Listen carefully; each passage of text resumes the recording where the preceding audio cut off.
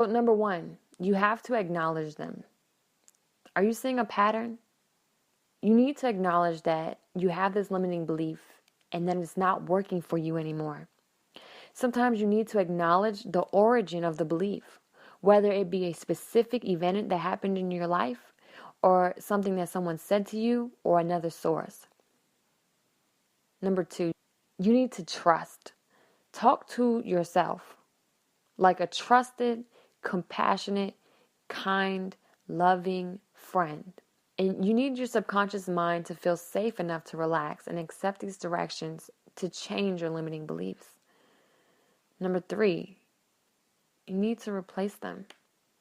Find a new or empowering belief that you want to install or replace to use in your mind instead. We want this embedded in our subconscious mind, and we want to offer it another option instead of leaving it void.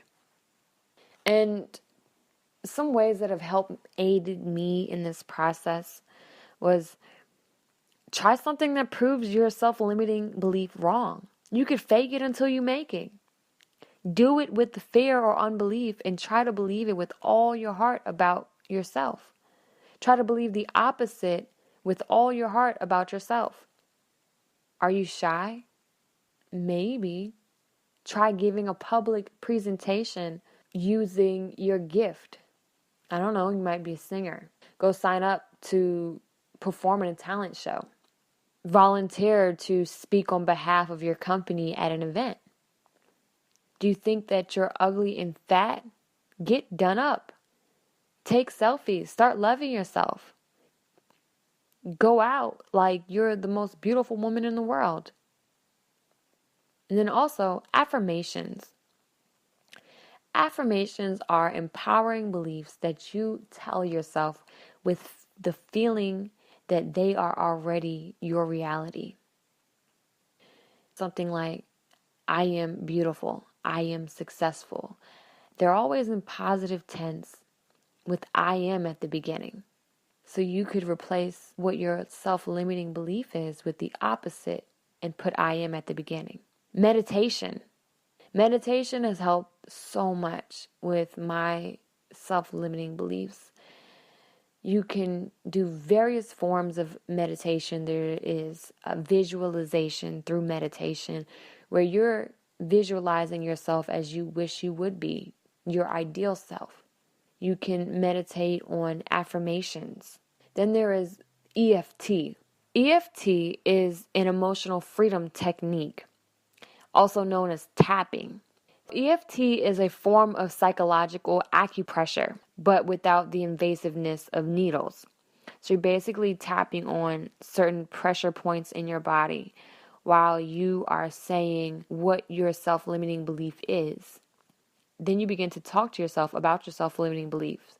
And you start admitting your feelings to yourself while you're tapping on your different pressure points of your body.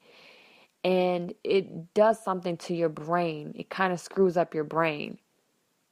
Because you talk about what you feel, and then before you do the EFT, you realize that, this is really, really affecting you. But after EFT, when you go back to that subject, you're like, hold up, does this really, you don't even feel the same way anymore right after, because your nerves, tapping on them so that you can try to change your brain process.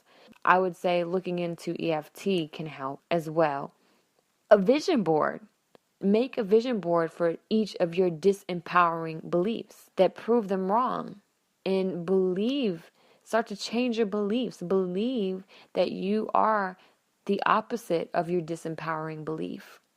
Look at that vision board and get empowered and excited when you look at it, and start to believe the things that you see on that board about yourself.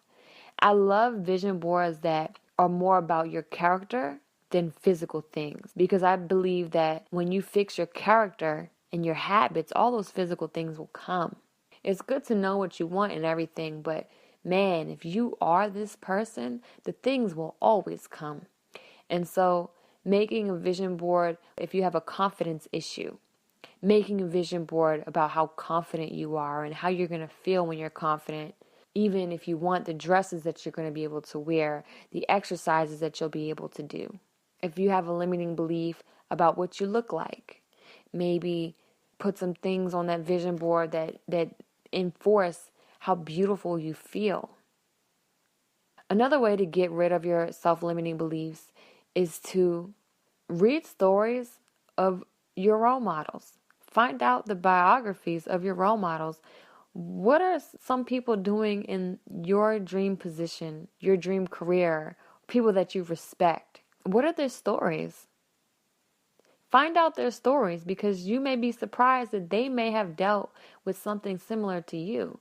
And so when you see that, wow, this self-limiting belief can be overcome, and by the way, this person had this self-belief at first, but decided to overcome it. When you see other people overcoming, it inspires you, and you start to believe that you can do it too, because they did it. And lastly, check how you talk and think about yourself. Make sure that you're not feeding these self-limiting beliefs. Always check yourself when you feed yourself a self-limiting belief. Check yourself as soon as you say, I'm ugly, he wouldn't like me. Or, why would that girl be into me? I'm nobody. Or things like, I'm not smart enough for that. But I don't know how to use that. But I can't get a promotion because I don't have a degree. Check yourself on how you talk and think about yourself. Next time that you get a disempowering thought, think to yourself the opposite. You know what? I am beautiful. I may not have all the material things in the world, but I am an amazing man. That woman will love me. Some people might not think that I'm their cup of tea, but I might be his cup of tea. So thank you guys for listening. I really appreciate it. And I hope that this helped you today. And I want you, if you didn't get anything from this podcast, I want you to acknowledge and know that your self-limiting beliefs are just beliefs. They are not the truth. Thank you so much for listening. You guys, it has been a pleasure to spend this time with you. I love you so much. If you were impacted by this, please share. Please subscribe. Please rate and review. I love you. Have an amazing day. Peace.